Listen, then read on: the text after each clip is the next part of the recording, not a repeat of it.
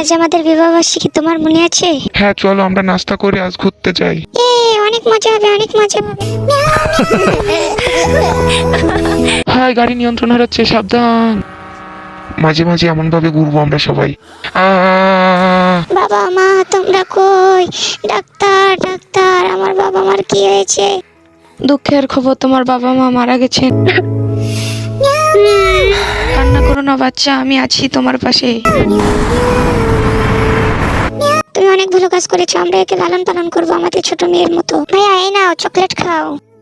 পরিবার শুধু রক্তের নয়, ভালোবাসারও হয়। আমাকে ভালোভাবে পড়াশোনা করতে হবে, অনেক বড় হতে হবে, আমার স্বপ্ন পূরণ করব আমি।